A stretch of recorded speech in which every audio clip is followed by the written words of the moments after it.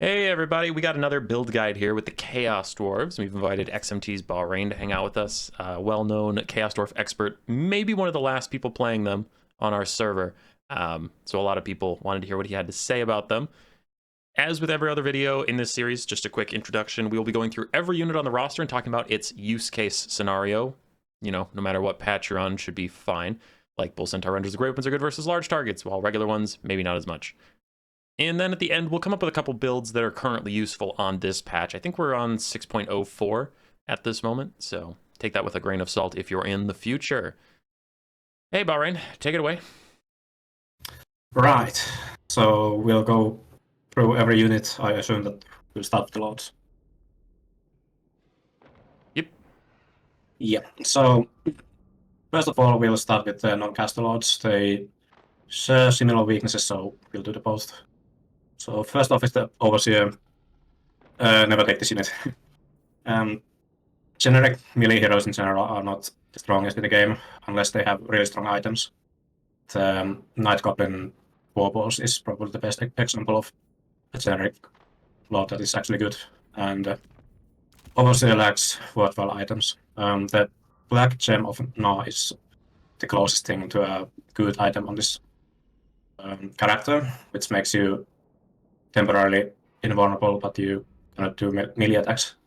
And this is an item that is bad on a melee lord. The only use case for it really is that if the enemy has a net, you can go on with the lord and tank like a Ray of Anathema and then pop it so you take no damage while it's on. But if this item was on a caster lord, it would actually be good because you could take like a generic caster on foot with this and you could still cast spells. So in case this item gets moved to another character, keep that in mind. But both Overseer and Satan suffer from the fact that due to the tabletop design, Chaos Dwarf non-caster lords do not get the Bell Taurus mount. And also they do not get the flare gun that the generic caster lord and hero get. So they do 20% less damage on melee, which is a big detriment. So that's it for the Overseer. Then we'll go over to Satan. Well, people who have seen Satan in action have probably seen him with a flying mount with just the net item. The net itself, it's reskin of what Aranesa has, with the exception that this one lasts longer. It has 2 uses instead of 3, and this can target air units while Aranesa cannot. And it's, well, it's a 33-second net, which is a bit insane with a good melee defense debuff. But if you think about it, like what character has it and what this roster has, it's actually really bad because Satan on mount actually loses a lot of his stats. He basically only gains health and speed. And on Great Taurus he also gets a charge bonus and AP, but on Lammasu he deals less damage. And on this roster, the caster heroes are really expensive, and since there's no horse mount as an option, you have to take on at least a 650 gold mount. So if you take Satan Bare Bones on Great Taurus and a generic caster with, say, just Spirit Leech with a low passive, you're looking at Lord and caster combo that costs 3000 gold. And I personally never take Satan due to this. I didn't realize but Zoltan does less damage on his mounts. That's kind of wild. Yeah, Lammasu is not a good mount, but I'll go over the mount options with a generic caster. But yeah, like, and I tried to do like balance mode for Chaos Dwarves to see that if it's possible to do like small changes to make the roster viable, and seeing the numbers on Satan's items was like descent to madness. Because Boundless Cruelty, the leadership debuff, like when you look at it, it sounds pretty decent. Like it's scaling up to -8 leadership debuff. But what it doesn't mention is that you need to have 400 enemy models on 35-meter range.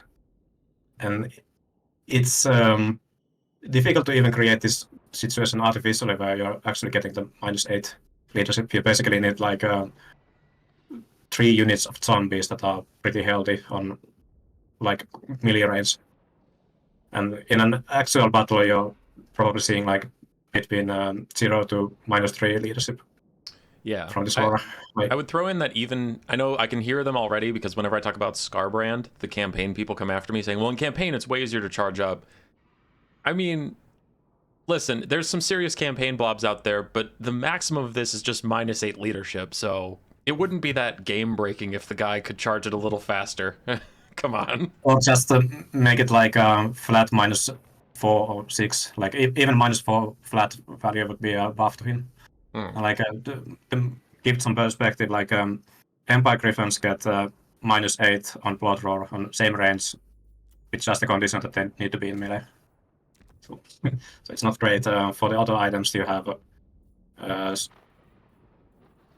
this buff that scales on kills, and this character has no access to AoE damage, so it's never getting the maximum value.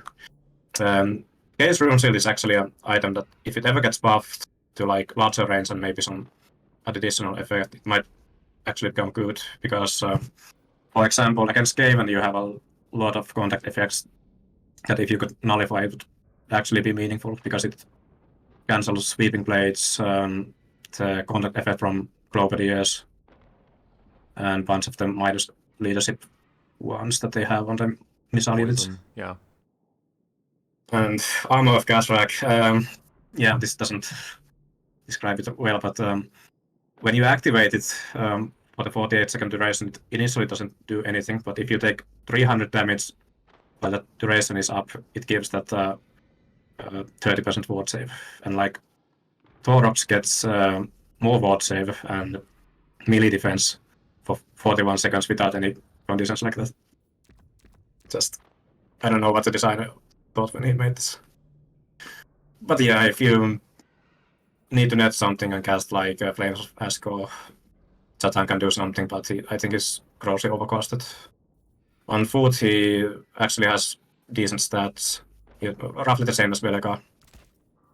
Hard to take down, but usually when you're playing Chaos Dwarves, the enemy is going to take like Final Transmutation or something, so it's hard to make it work. And then we'll go to the Sorcerer Prophet, which is basically the Korek of this roster. He's just insanely effective because, well, first of all, by definition, if you're taking a generic caster Lord, it's always going to be the cheapest Lord plus caster combo. And you have access to the most laws, and this is the only character that gets healing on this roster. And the description for Chalice Bottom Darkness actually lies a bit, because it says that it's enabled if the enemies cast spells within range, but the actual condition is that if there's an active spell effect casted by the enemy on the map, it triggers. So if it's off cooldown and the enemy casts something like Cleansing Ruin, and the Cleansing Ruin is still active when this comes off cooldown, he'll get the heal. Which makes it pretty damn strong, especially considering that this character has access to the Pale Taurus Moon, which gives it 8,000 health, so you get the most theoretical healing on this roster. Mm-hmm. And aside from that, it has access to the Flare Gun, which gives the flammable contact effect, which is actually relevant on this character because it does fire damage on foot and every mount except the Lamusu.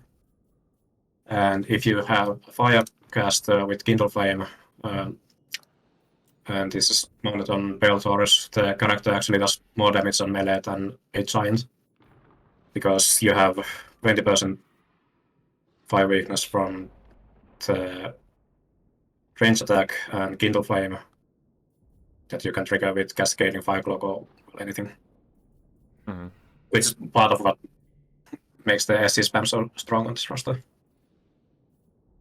You'll basically take this character on, well, nearly every matchup you can think.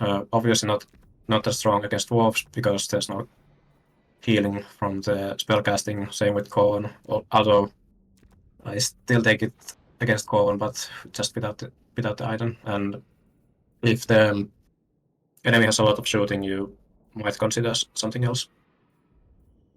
But otherwise, like, my go-to option is taking Cascading Fireclaw, Burning Head, Kindle Flame, Chalice, and either Balethorus or Great Taurus.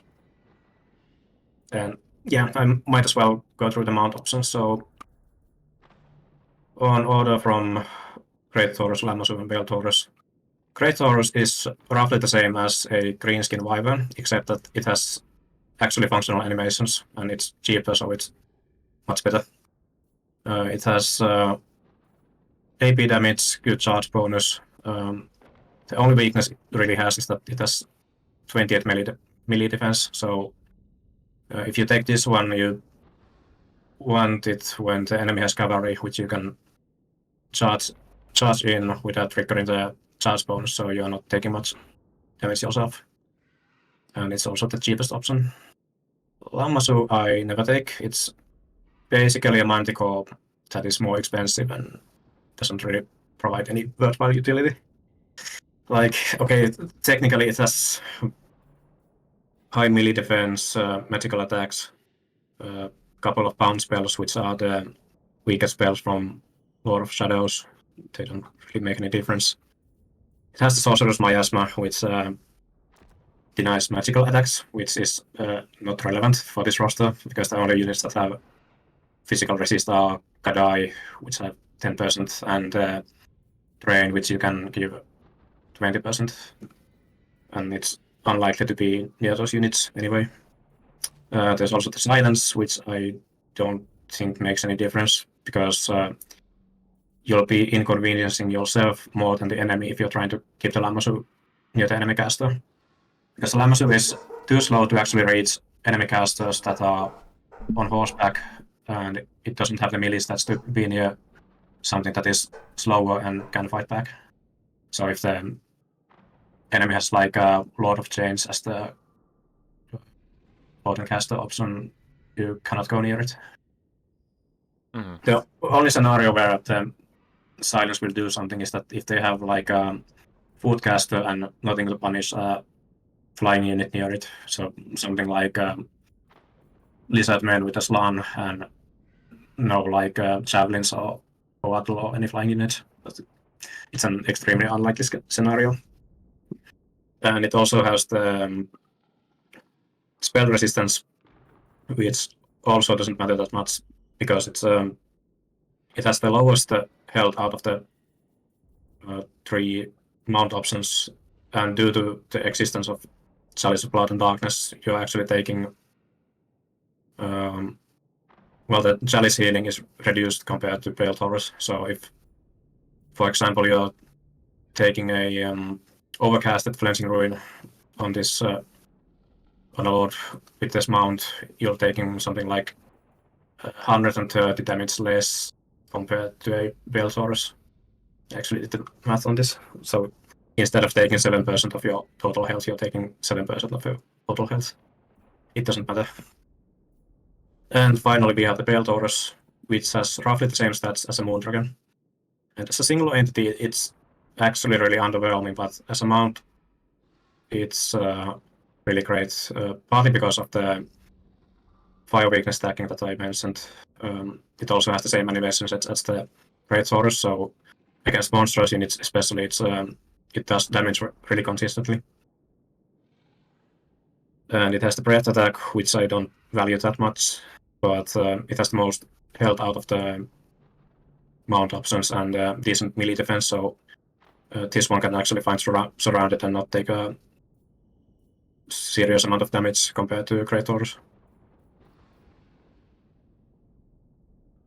Moving on, we have Drasovat and Astrogod. Drasovat is an interesting character. He's mostly held down by the fact that he doesn't get access to healing, unlike the generic caster, and his spell lore is really weak. The 2 matchups where I think he's viable is against Dwarfs, where you take him on foot and with just his aura and Flames of Asgore. Well, I'll probably go over the build later on, but as for lore of Hashut, it's generally one of the weakest lores in the game. Um, I can think of some narrow use cases to a couple of the spells here. Like Burning Wrath as a regular cast is never worth using, but if you overcast it, it over quadruples the damage because you get both 2 more projectiles and more explosive damage. And it has 300 cast range, which is really good for a missile spell. You can basically use your lord as an artillery piece in a sense. Although it has the weakness that you have to overcast it, so you risk the overcast damage, and on like near the maximum range, the spread on the projectiles can really mess up the damage. But on a good day, you are shooting something like a Jezrael unit and taking 2/3 of the damage with one cast. Dark Subjugation is enfeebling foe but instead of the -24 melee attack, you're getting -8 leadership. And I just think that this spell doesn't last long enough. If it was something like a 25-second duration, it might be usable because a lot of units in this roster are actually pretty stout for melee attack. But can make a difference in something like a cavalry engagement. But I personally never take it, except, well, maybe against wolves in just to kill Torek in the late game. Curse of Hashut, it's the worst direct damage spell in the game. I believe that Praetorkin actually does more damage on a single target compared to this. So it has the same damage profile as Spirit Leech, but it costs 2 wins more and has 3 seconds less duration. And the reason why CA thinks this is good is because it has 200-meter range, which is usually not relevant. It desperately needs some buffs. Ash Storm, stationary, slow, and fire weakness. It can make a difference if you're using a build where you have a bunch of Kadai and they get blob engagement. So I don't know, maybe against vampire counts, if you have some range units and Kadai as PL assets, you can drop the Ash Storm and suddenly the Kadai will murder like Wargeist in a second. But I think it's too little for what you pay for, because for 10 wins of magic you could be using Burning Head.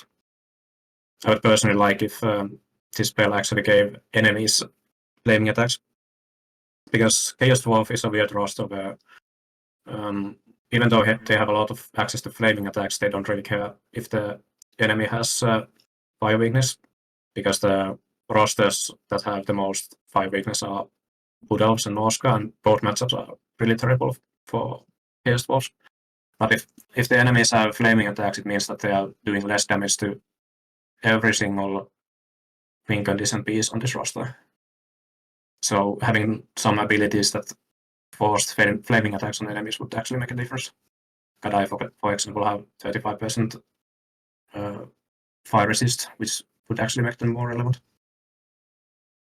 Hellhammer, it just doesn't do enough damage for the wins, and the wind-up is just too long, in my experience.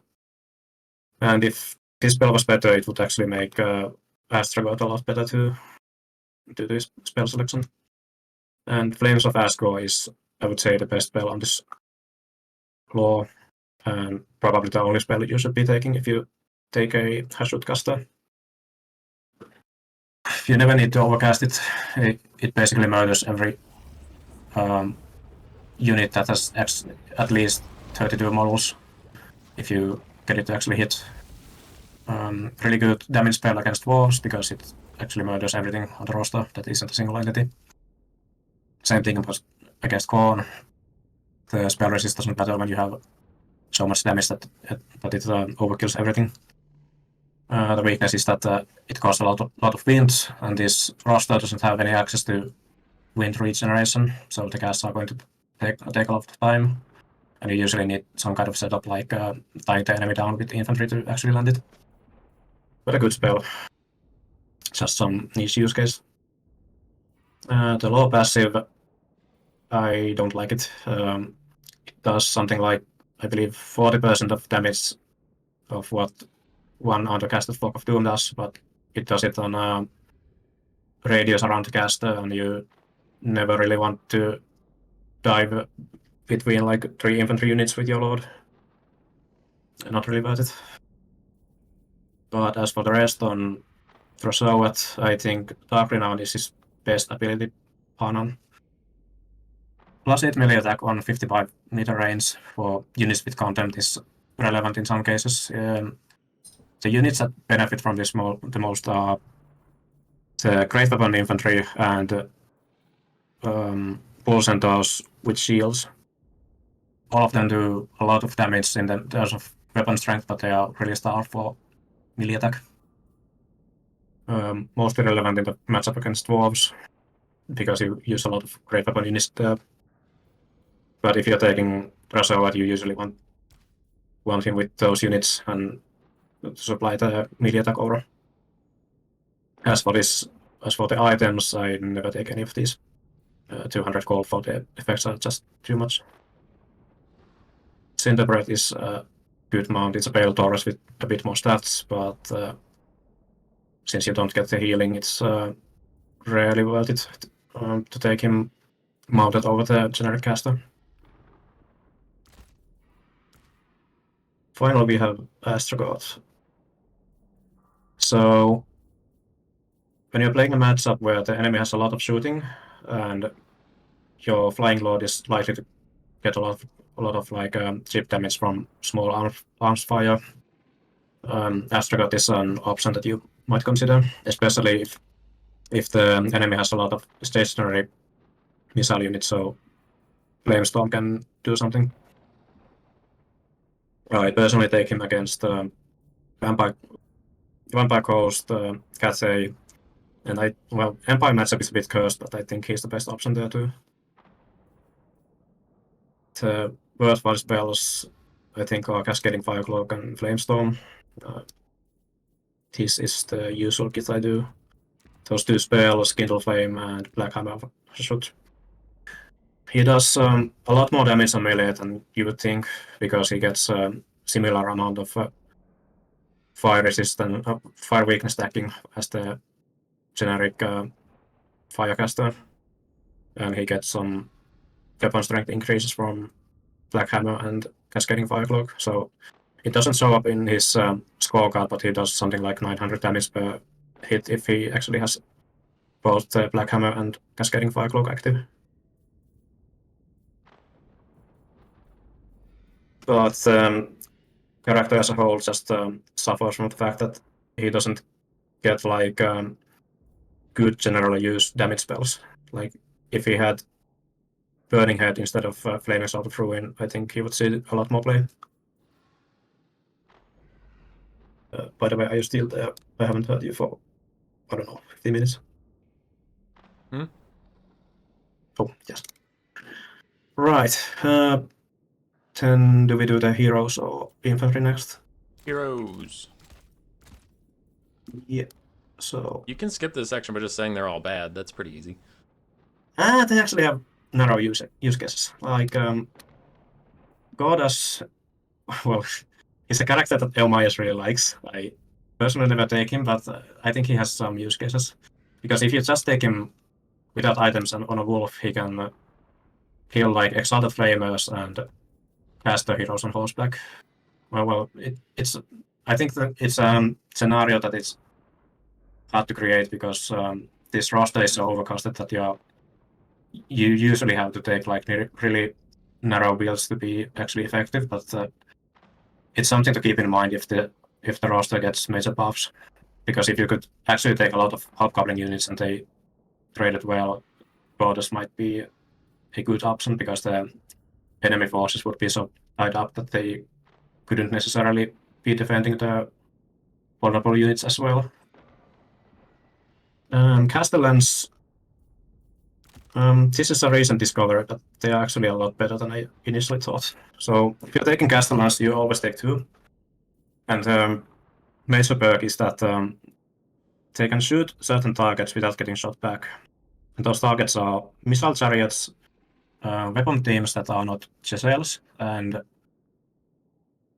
what else is there? Certain monster units, I guess.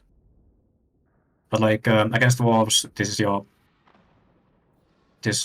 is a low risk method of countering gyrocopters because they can kill one gyrocopter model with every 2 shots, and the gyrocopters can really do anything to them. Also against avalanche mortars, the mortars don't do anything to them, but they can pick up models. Same with shafty great bows and lead pelters. As for the items, the only item I would consider is Breath of Hatred, which is a really good buff, but the issue is that the castellans are never really in the same place as the melee infantry. But in the dwarf matchup, this is actually a decent spell ability, because you want all the melee attack you can get. As for the rest, we have the Torque. This is the cheapest anti-large option in this roster, which is not a good situation to be in. And the other thing that they do is that they are the cheapest mobile unit that gives contempt and also encourage. So if you ever want to use like a wide hobgoblin melee rush build, these are really handy to have. Their major changes are that it's really hard to shoot Pulse or Torques with bow units, including skirmish archers. So if you can keep these in front of your formation, and an enemy has something like Illyrian Reaver archers, you can just zigzag and waste a lot of the ammo. And conventional cavalry units have a really hard time getting good mortal contact on them. So if the enemy has like Dragon Princess or, I don't know, Senticles, you can tank charges and take basically no damage. Bit a niche unit, but something to keep in mind in the future. And then we have the Demon Smith, which is the generic caster, but also the best melee hero because of the Bale Taurus. You see a lot of these in like single entity spam builds because the Bale Taurus characters are generally the best anti-large options in this roster. You only really see them casting spells if you're taking Satan. As for the items, Reforge is useful if you're taking a train, which happens a lot. And as for the other stuff, I think the Spellrod's depth is actually decent. It's the cooldown reset that is useful if you're taking like a Spirit Leech caster, because you can take Spirit Leech and wait for the wins to regain to get another one and then just pop this. So if you're playing against greenskins, this is something you might consider. Then the infantry. We'll do the slow ones first. So Goblin Laborers, functionally the same unit as Skaven Slaves and the Bretonnian Peasants, but for some reason Chaos Force paid 25 extra gold for them. I think the best use case is to pair them up with the Blasting Charge units, because if you look at the Blasting Charges on the Chaos Dwarf roster, they have the same damage profile as Iron Breaker ones, and they also have 2 volleys. And Blasting Charge units are something that you cannot use in your front line, because if you put them on the front, what happens is that you get 1 volley off, then the enemies will reach them in melee, and by the time you get your second volley off, the enemy has basically breached your front line already. But if you pair them with Goblin Laborers, the Laborers will tie down the enemy for 10 seconds or so you can get both of your Blasting Charges off. Other than that, they are cheap bodies, but like cheap bodies have become a lot worse in the game recently because basically all chariots work now, and the Raptor cavalry buffs also made it so that cavalry units such as Golden Knights can actually rout the infantry pretty easily now. If you have 150 gold left, these are usually a good choice, but otherwise I don't really take them these days, apart from the Blasting Charge combo. Then we have Orc Laborers, which I actually think that this is the third best unit in the roster, which might sound weird, but it's a unit that you can't really tell its true purpose if you just look at the stats, because the stats that matter the most are the mass and the health. And the best use case for this is that you put them as flank defense units, and due to the high mass and high health, conventional cavalry units have real trouble getting past these. Like, they don't have charge bonus, but due to the high mass, they don't really take much impact damage from cavalry charges. So if you put these on sides and get something like blunderbuss units, the enemy charges will do nothing until just lose the cavalry units to blunderbuss shots. But as frontline units, they don't perform nearly as well because they don't have melee defense or armor. So infantry units and monstrous units will blow through them really easily. They technically have AP, but they have abysmal melee attack. So the only matchup where I think they are good in offense is against dwarves, because they are surprisingly good against miners. Because like regular miners have armor, but they don't have any melee stats, and these have AP and well abysmal melee stats, but it doesn't matter because the enemy doesn't have any either. So they trade really well in the miners. Otherwise, if you're taking like single entity spam build with 2 Beltaurus characters and a train, I think you're better off with these, and I would actually rather take like 5 of these and give them revoke all chevrons instead of taking any additional slave units, because at gold chevrons they only cost like 70 more than cutthroats, and 46 leadership for a unit with this much health is actually pretty decent. They'll last pretty long, so any unit saturated in them can actually survive. Then we have the hobgoblins, and these units, they need some buffs. So cutthroats are supposed to be like cheap offensive infantry that are supposed to like get through something like clan rats or angers or like Empire State troops.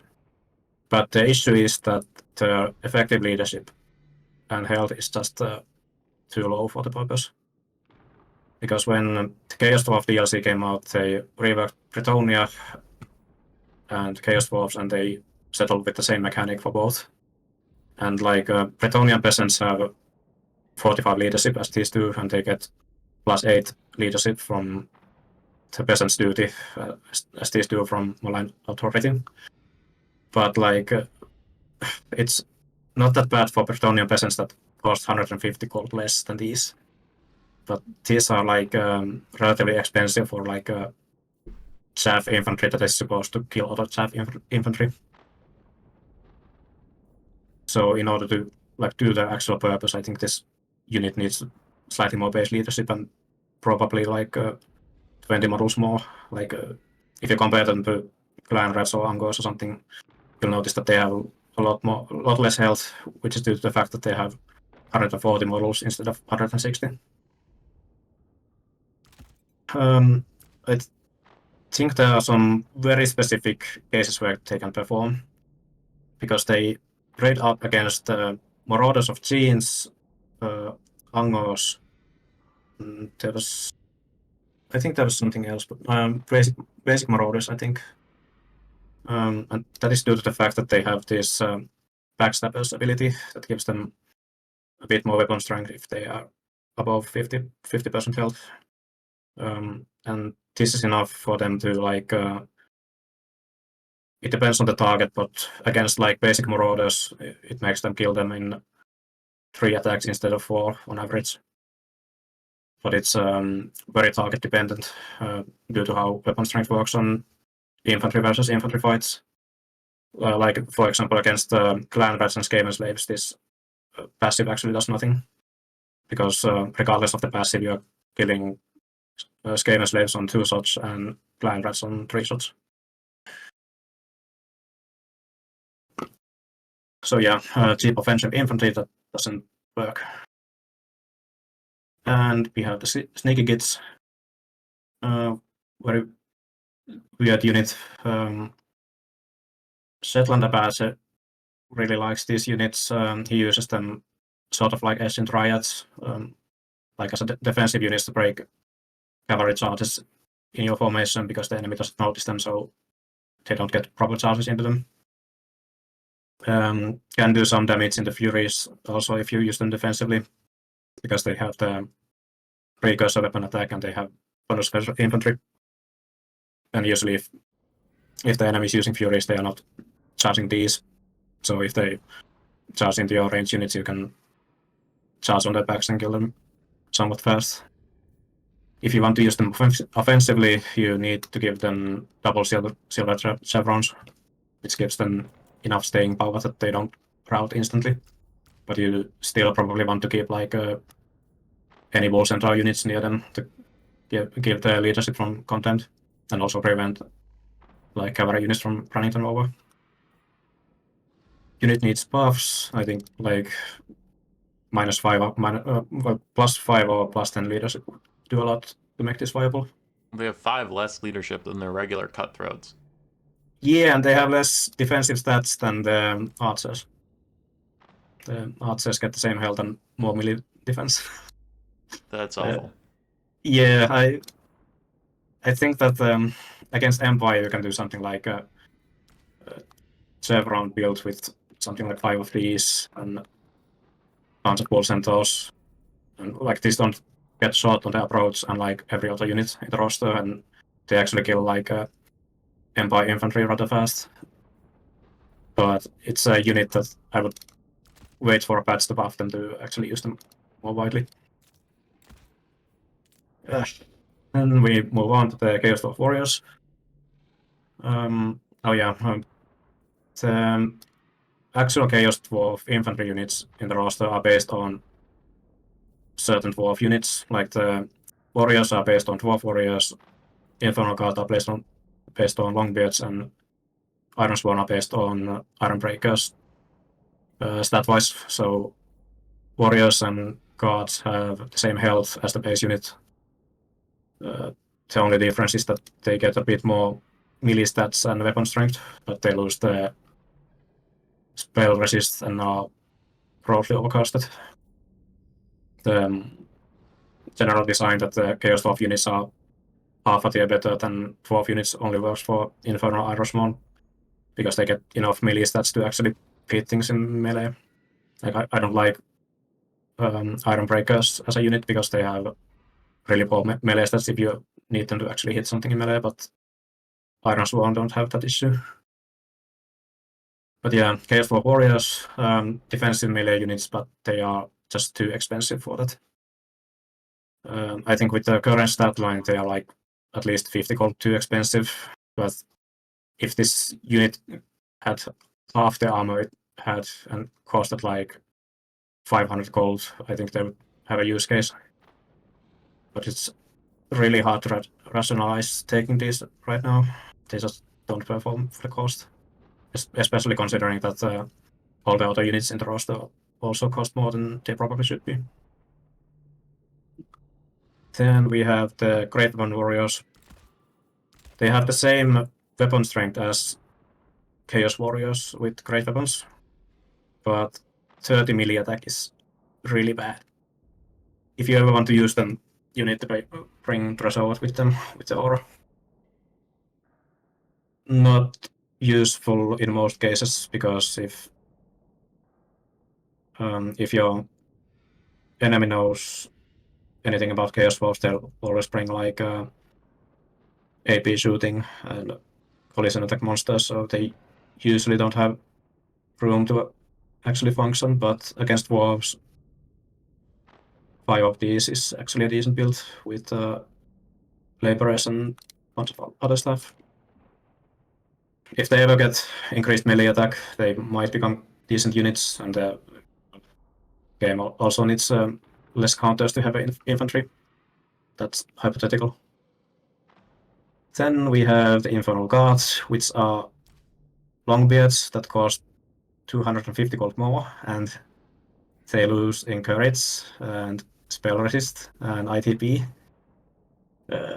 Really bad unit. The only good thing they have going for is 56 melee defense. And I think the only matchup where they are not a complete meme is against Vampire Count, because Vampire Count frontline with like Graveguard great weapons will eventually get through them, but they'll keep them in place for something like 5 minutes, so it gives you enough room to actually win the fight with your backline. But this unit needs a lot to be actually like viable in most cases. Like the two glaring issues are the lack of melee attack and lack of health for the price point. But I personally think that this unit could get the same blasting chances as Dwarf miners have and be okay. A lot of people don't like the idea. It's something to throw out there. I think they need buffs because, well, they are terrible unit in land battle and conquest, and they have always been a terrible unit in campaign 2. Then we have the Blazing Beards. Really good ROR unit, has the same blasting charges as Iron Breakers for 950 gold. But due to being an ROR unit with good damage potential, they also get targeted by the enemy really easily. So if they have bit of Shadecaster, this is usually the unit that tanks it the first. They have good melee stats, but they don't usually perform well in melee due to the fact that their stats are based on basic Dwarf warriors. Same health as a 450 unit is not really an ideal thing to have.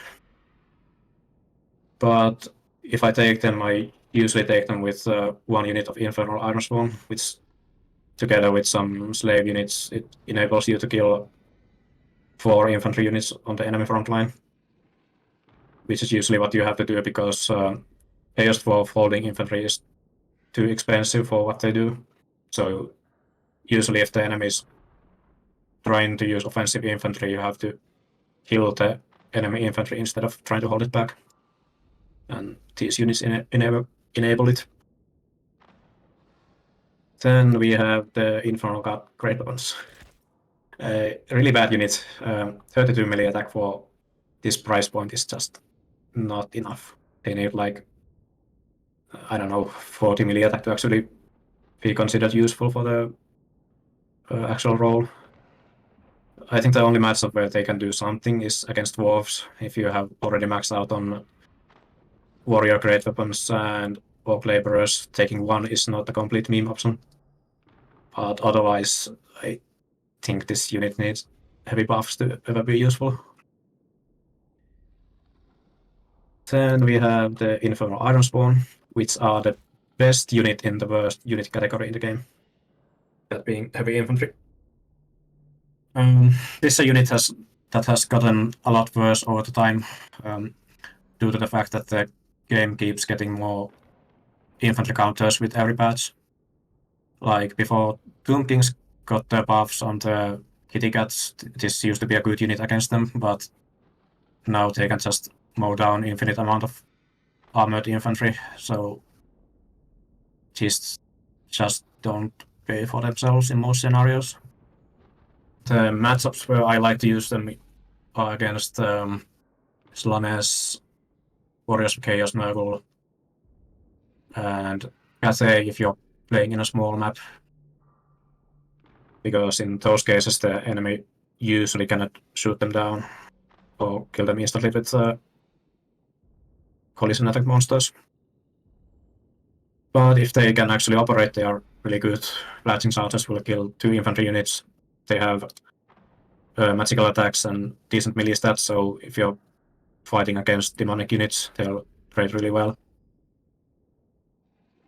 Nothing else to say about them. And then we have the worst unit in the worst unit category in the game. Yeah, Immortals are worse than the base unit. Elmias thinks this unit is good. He used them against demonic factions, but I think the fact that you lose the silver shields and blasting salves just makes them unusable. I think that they need to rework this unit. Like, if they made it a 32 model count unit with flipped AP ratio, they might see some play. Because this roster could use like expensive pieces that are not easy to shoot down. But I don't know. It's an easy change to make, but I don't know if CA has the interest to do so. Then the missile infantry. So one thing to note about the missile infantry is that in this roster is that this roster doesn't have any weapon team units, which is a big detriment because if you think about the actually good range factions in the game right now, most of them have like weapon team units that are actually doing the work. Lead pelters, Shafty great bows, Hawkland long rifles, virtually everything Skaven have. It's weapon team units and not like stationary infantry units. And Chaos Dwarf roster as a whole has an issue that missile infantry units do good damage, but they are expensive and they have low range. So if you're playing against rosters with access to weapon team units, you're usually getting outranged and outshot. But these units have some use cases. We'll start with the Hobgoblin Archers. They were a really bad unit for a long time. They recently got the model count increase, which I think made them viable in certain cases. I like them against vampire counts. Against Skaven, if you can protect them, which is a real issue on this roster, because they don't have good holding infantry or good peel assets. But they'll do really good damage on like Globadiers, Rat Ogres, anything without armor really, or silver shields. The thing that makes them a bit special among like 120 model count range units is that they don't have minimal AP damage. It's 2 per shot, whereas something like Angor Raiders have just 1 per shot, which makes them surprisingly good into like armored units. I think you need basically something like 80 armor or more to not get like killed down easily for this to perform. But yeah, I kind of feel like this unit might be fine or need like a slight cost decrease, but the main thing that's holding them down is the fact that the supporting units just don't perform in the roster. Then we have the blunderbusses. This is my favorite unit in the game, probably. If any unit in the game gets caught in a crossfire of 2 Chaos Dwarf blunderbusses, they'll usually die. A lot of damage potential and silver shields make them good units in certain matchups. High elves in particular don't like to deal with a lot of blunderbusses. Kislev can have some trouble too, depending on what they build. Axina ambushes are really hard to deal with, but other missile units have real trouble dealing with them. And if you're fighting a faction that has front line that isn't fast and isn't shielded, you can actually put like 4 blunderbusses in front line and just use them to kill the enemy infantry. But generally speaking, they suffer from the same fact that archers do, that it's hard to keep them operational. And the general range unit jank in the game is hurting them a lot. I usually don't give direct attack orders to these units now because there's a high risk that they just try to go in melee. Usually you just want to keep them in a box formation and just turn them to the direction where the desired target is. Good unit, but bit niche due to the lack of range. Then we have the Fireclaves. It's a unit that I hate, but I have to use it in a lot of scenarios. Because when you're taking a Fireclave, what you really want is a Thunderer, basically, handgun unit with some armor. The charge defense and melee stats give them enough melee power that they can actually fight back against non-AP cavalry units and usually win.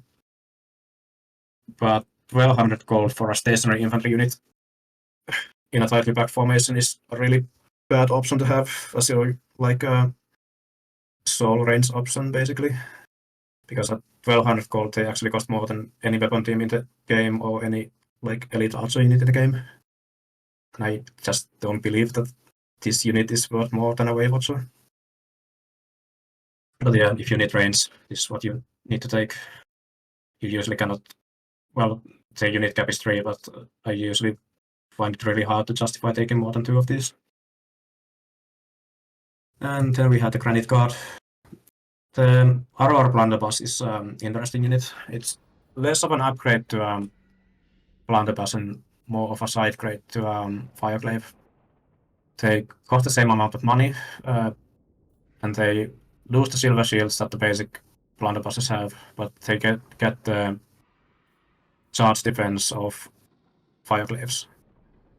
And the scenario where you want to take them is when you can't take many range units because the enemy is going to dive them with their units. But you need something that can still do good damage and fight back anything that comes in melee.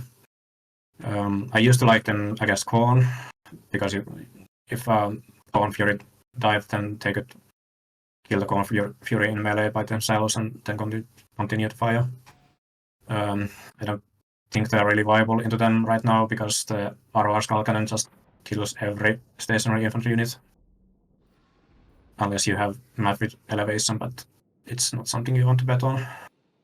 The one matchup where I still take them is against Lanes, because if they get barbarian, they usually just run into something, kill them, and then you can reposition them and let them fire. Then we have Cavalry. I think I'll skip the Bull Centaurs and go over them in the Monsters and Beasts section because they are, well, they are in the Cavalry section, but they are not really Cavalry units. So we'll do the Wolf Raiders first. So, Hobgoblin Wolf Raiders. Remember when Blood Penguin said that Kislev roster was expensive? And yeah, this unit cost as much as the Kosovo Dervish, and the Kosovo Dervishes are unbreakable light infantry, and this thing on the other hand is it has the lowest health pool out of all melee multi-model units in the game, and the pricing just doesn't reflect that. And it's also a really bad unit to have in land battle because they actually perform in domination, so it's very unlikely that they will ever get like major buffs. And like they have certain strengths that are relevant in domination but not in land battle, because due to their armor and the model shape is a bit narrower than what like horses have, so they have a bit better model contract on charts compared to like Dark Riders, for example. So in a complete vacuum, they'll beat a lot of the other light cavalry units like Dark Riders, I think Glade Guard, and what else is the Mounted Yeoman or something like that, and dog units. And that's a scenario that might happen in domination because you have to spread your forces in a wide area. And if they get killed, it's not really a big deal because you can resummon them. But in land battle, the enemy is never going to take units that these things are going to beat in melee. And due to the fact that they have abysmal leadership and health, if you get in one bad engagement, they will just run away and never come back. But nevertheless, it's a unit that you sometimes just have to take, because if the enemy has artillery, you usually just have to dime them. If they have like skirmish units that can do 360 shooting, like Dark Rider crossbows, for example, you just need something fast to reach them. It's the Scurvy Duck issue, really. Really bad unit for the price, but you just need to take them in some cases. I really hope that they get health buffs and more mass so that you can use them as a peel asset. But it's unlikely that they'll get enough buffs. Then we have the Wolf Raiders. Same issues as being overcasted as the melee variants. They cost the same as Ellyrian River Archers and Kislevites Horse Archers. But the same thing that you just need a skirmish unit in some cases. The one matchup where I think they can perform is against vampire counts because Wargeists are a problem and Wargeists don't have any defensive stats, so even skirmish fire from this unit can get you a lot of value. And they also have the flaming attack, so even if they use Invocation of Nehek on the Wargeist, it will block some of the healing. They need more health, lower cost. But who knows if they get any. Then we have Oglakhan's Wolf Boys, which I think is the most overcosted ROR unit in the game. They are technically a hybrid unit, but if you compare their melee stats to even like basic ranged Ellyrian River Archer, the stats are just not that good actually. But they do have the flammable contact effect, so even if you take them and just keep them inside your formation, they can increase the damage that fire claims or just regular upcoming archers do, so they have some use. I think they just cost too much for what they do, especially considering the low health pool. They also have this Belt of Wolfag ability that slows down massively any routing enemy units, but I think this is more of a negative for you than for the enemy. Because if it slows down the enemy units, it basically just gives them like it forces you to actually kill the enemy units with the wolf boys, and it usually just gives the enemy a chance to kill these or force them to go away so the enemy can come back.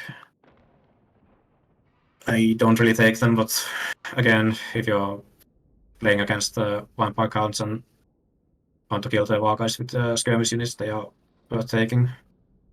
Other thing to mention is that Truth rules consider them as part of the same unit caps as Wolf Raider Wolves, which is a major detriment for the roster because it means that they can't take 6 skirmish units. But I don't like kite builds myself, so I don't really care that much. Then we have the monsters and beasts. We'll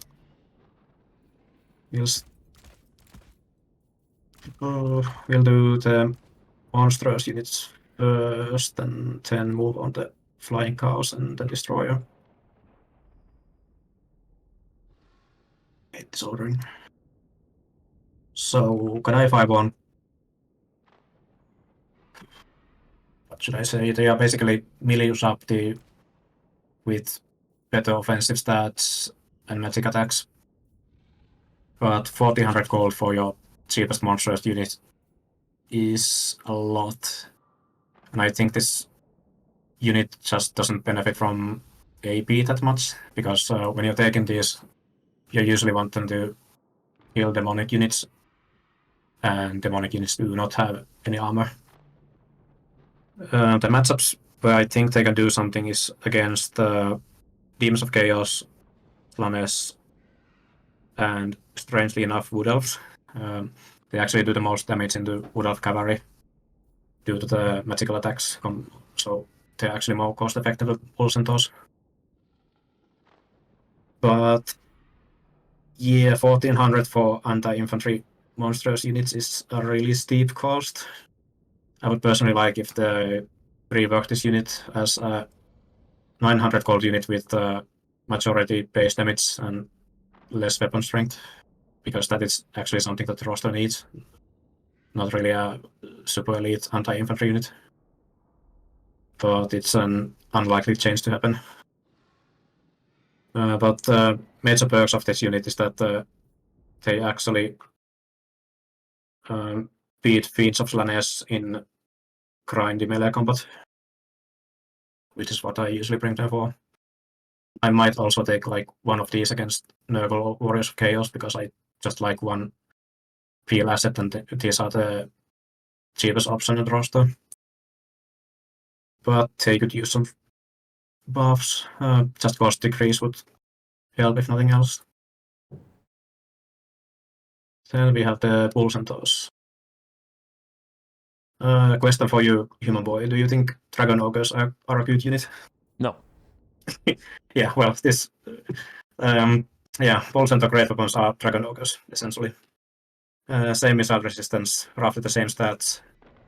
The major difference is that these have splash attack value of 3 instead of 4, which makes them kill cavalry models slightly faster than Dragon Ogres, and the charge speed is a bit better.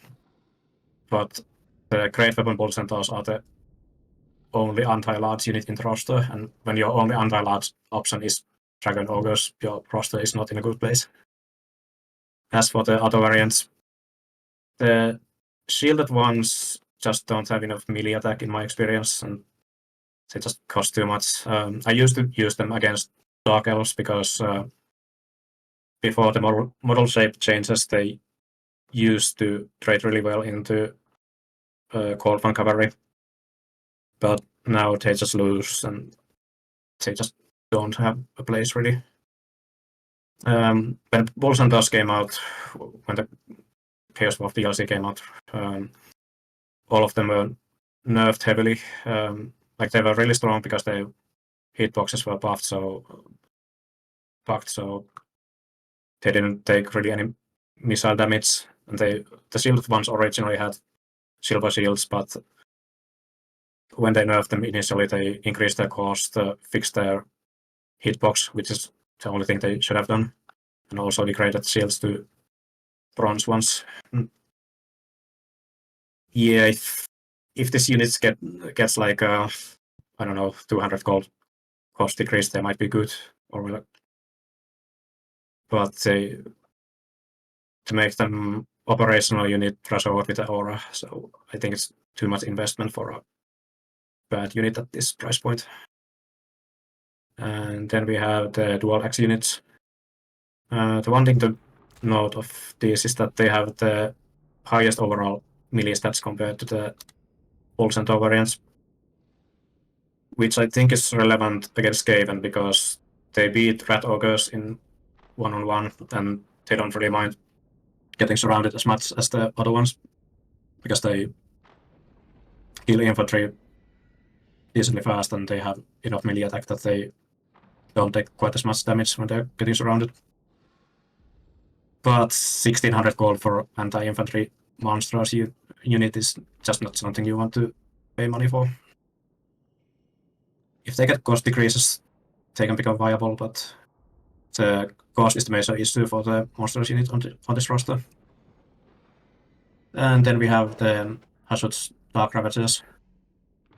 I used to think that this unit is hot garbage, and I still think it is in most matchups. At 1900 gold, it costs more than the Fireborn for the High Elves, and you're paying that for unarmored anti-infantry monstrous unit. But against Dwarves, this unit is actually really great, and that is due to the resistances that they get. Basic Bulls and Toes get 25% missile resistance and 15% fire resistance, and these get 20% physical resist.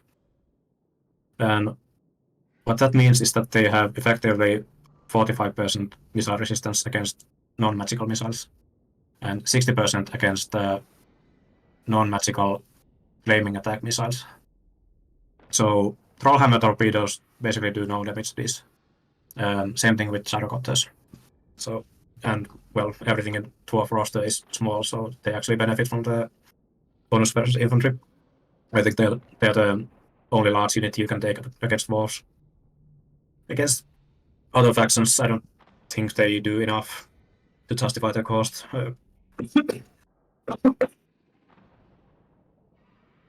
you might consider them against Cathay, but I don't know. I think you have better options. Auto break. Yep. Ah. No. Okay, then we can move on to the flying cows. I would never actually take any of these as single entities. As mount, Great Taurus and Pale Taurus are viable because they get more leadership and the flare gun on the caster characters. But as single entities, 60 leadership is really low. And yeah, they don't get the flare gun, so they do less damage. Not really worth taking. I did try, did some tests of using a single entity Lamasu because if you have your Lord on the Lamasu, you don't really want to keep it close to the enemy caster because it's likely to get beat up. But if it's a single entity, you could theoretically just throw it at the enemy caster and prevent them from doing anything. But I don't know, it just doesn't have the melee prowess to actually make use of the silence, in my experience. And then the Gadai Destroyer. The collision attack changes actually made them viable, not really good, especially if you think about the other options of the roster. But the two matchups where I take these are against Vampire Counts and maybe Slanesh, because they have the general issues that monsters with large bodies have, that they will absorb a lot of missile fire, and in those two matchups it's not really relevant. They kill monstrous unit models really fast, so against War Guys or Fiends of Slanesh, they'll rack up good value. But generally speaking, 2200 gold for a monster unit is not really something that win you in the games, because usually when people are playing against Chaos Wolves, they'll do like heavy shooting builds or AP kite or just a lot of monstrous mass that the roster has difficult to deal with. And the Destroyer is not usually good in those scenarios. And finally we have artillery and war machines. Think I'll go through the artillery units first, and then the trains. So magma cannons, really bad unit, but there are some narrow use cases for them. The purpose is to kill like stationary missile units, archers, crossbows, maybe skirmish units too, but it's harder than to get the shot off. The matchup where I would consider taking them is against Vampire Coast, maybe Bretonia, and in very specific case against Wood Elves. Against Coast, I usually take two of these, because if they get a clean hit on handgun mob, they basically take half of their health. And well, Coast usually has a bunch of carronades, but if you can take down something like 4 handgun units before the carronades kill them, you usually secure a good advantage. Against Bretonia, they'll kill the archers, and the refugees don't really do anything against them. If you're just taking one magma cannon, you usually want to give it like a gold chevron for it to actually hit stuff. Dreadfully inaccurate unit, needs a cost decrease at least. But like I said earlier, the missile infantry units usually get outranged, so if you have a magma cannon, you can at least threaten the enemy archer units. Then we have the Hell Cannon, which where would I take this actually? Maybe against Tomb Kings. I think that Hell Cannon is generally an underpowered unit these days. To me, it just doesn't kill enough models per shot. It's accurate at least, and it can kill something like push up the great bow models pretty consistently, but 1200 gold for this is pretty steep price for, in my opinion.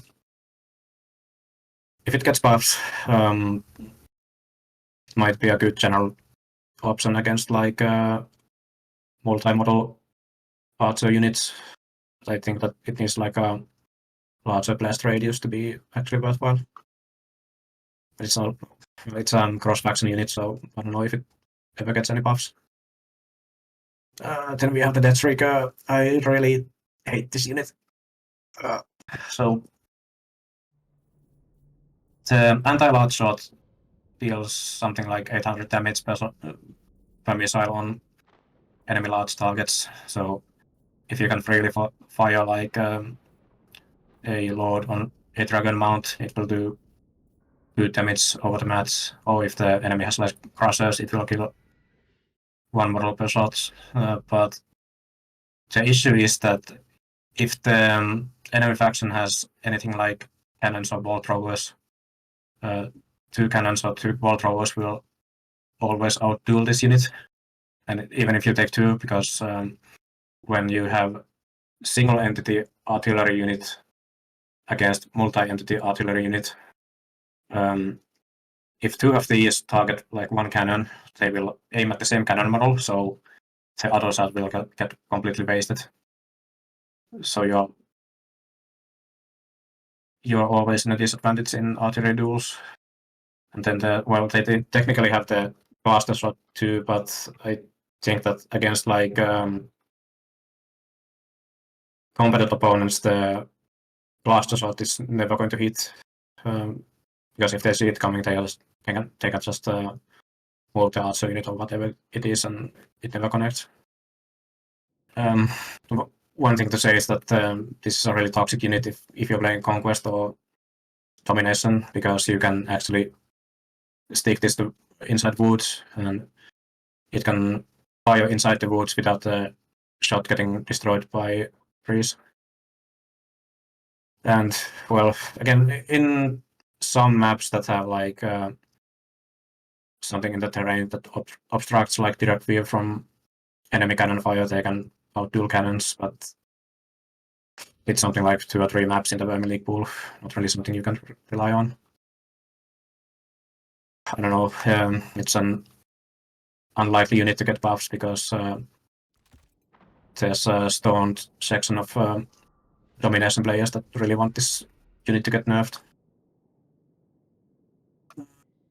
Was there something else? And also the certain models are fucked at the moment in the game.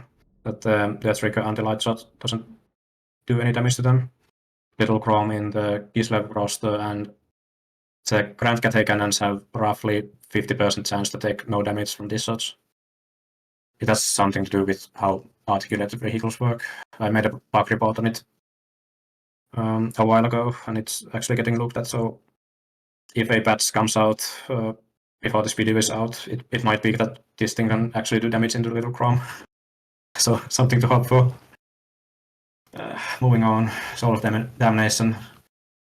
It's a cannon. If it doesn't get interrupted, it will do really good damage because it has 40 ammunition. But very unlikely for Chaos Wolves because the enemy has cannons. It gets beat by them, and the roster has real difficulty to defend itself against a lot of mass. But a good unit in the rare case that it can actually fire continuously.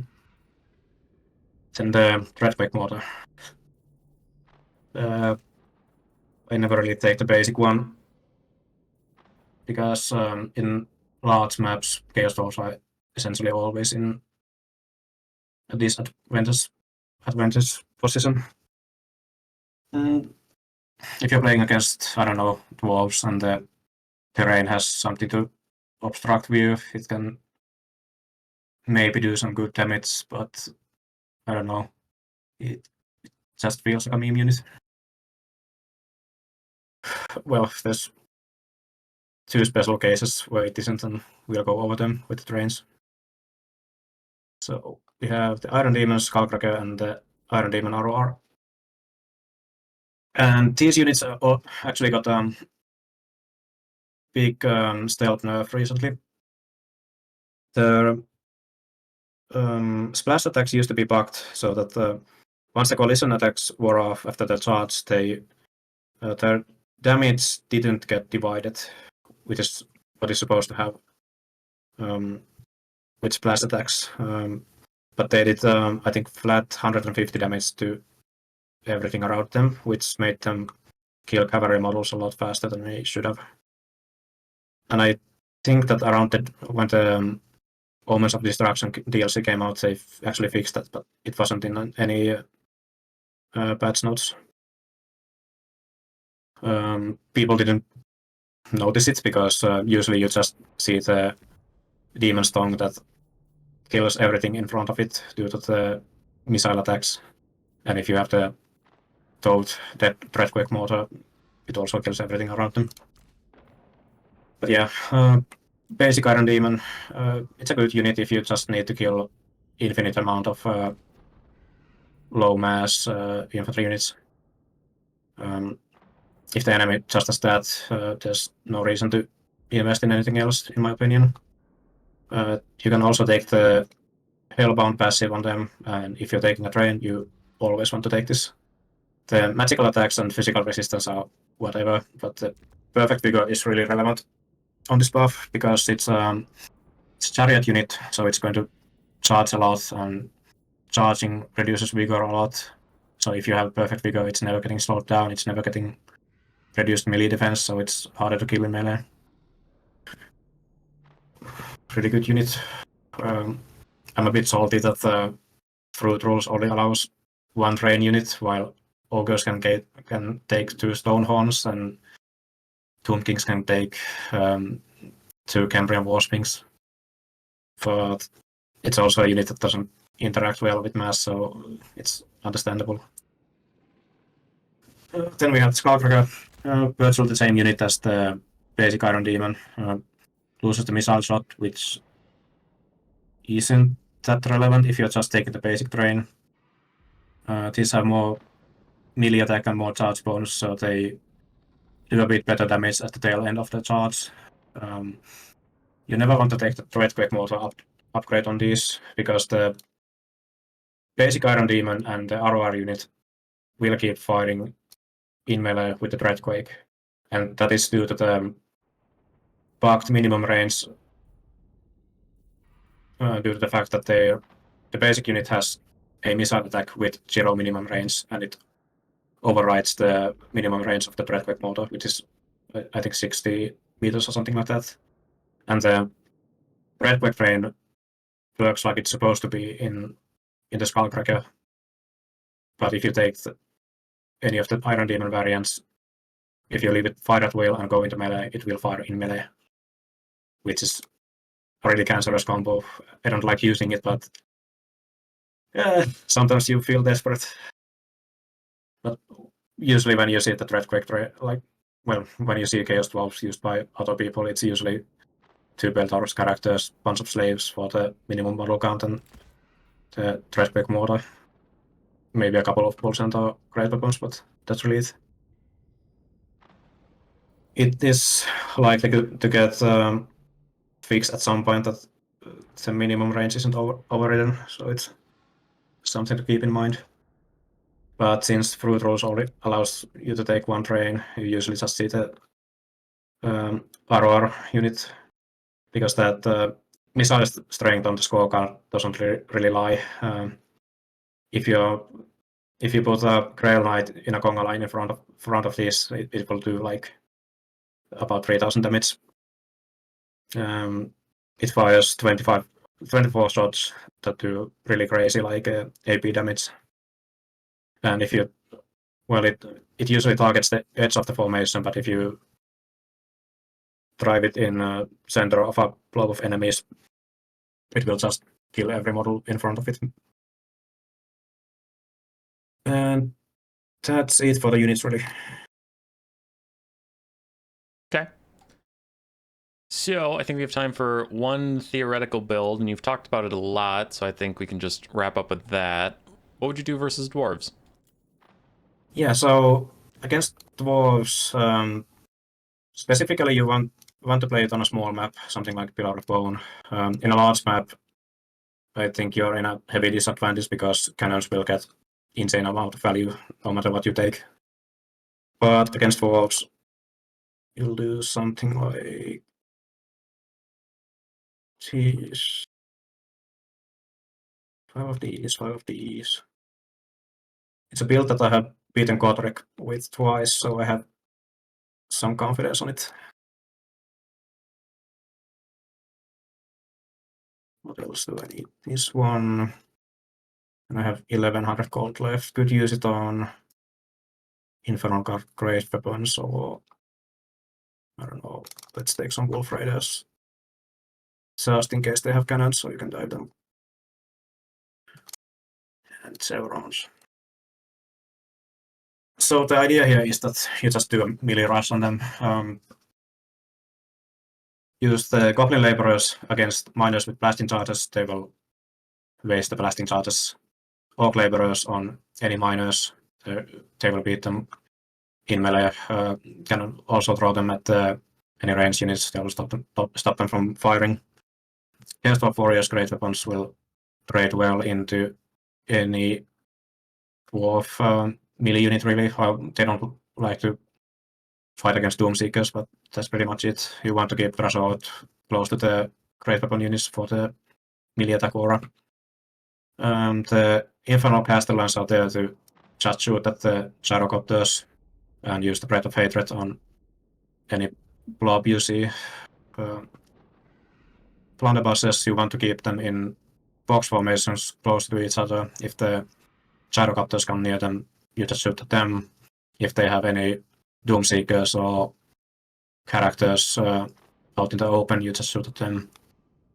Hazard's Dark Ravagers, you can throw them, well, basically against anything. They won't take much damage from any missile unit. If Gyrocopters stand still and keep firing, you can use the range attack on them. The projectiles have a really slow firing arc, but if the Gyrocopters stand still, the first shot will do some damage and the second shot will start killing models. The Wolf Raiders are optional. You can also take more blunderbusses or just more bodies or something, but first units are useful if they have ball throwers or cannons. It's a straightforward melee rush, nothing else to say about it, really. It took a lot of experimentation to figure out what actually works there. It's a pretty unique build as far as Chaos Dwarfs builds go. Don't see a lot of Drezoth, don't see a lot of Castellans, don't see any Chaos Dwarf Warriors with Great Weapons, so that's pretty neat. Yeah, this composition is only really works against dwarves, really, because of how the faction works. And then one of the things that makes dwarves good is that they get really good defensive infantry units for really cheap, and these units really counter that aspect of the dwarf roster. And also Flames of Asgore kill basically every unit in the dwarf roster, and when the enemy is out of multi-model units and you have Thorax around it, hopefully you can pop Dark Subjugation on them and just kill him. All right. Well, thank you for your time, sir, and hopefully this guide was enlightening to people who are looking to play the Chaos Dwarves. I think we have 9 guides left to make as of this point, so I'll keep trucking away on those, mixing in replay casts and stuff. And yeah, anything you want to shout out on the way out? Shout out to all of the moves for tipping me off that Castellans might actually be worthwhile. Olaf's pretty darn good. He kicked my ass in one of the qualifiers for that greatest warlord thing, so I'm looking for revenge against him soon. Okay. Goodbye, everybody. Goodbye. Bye-bye. Roar.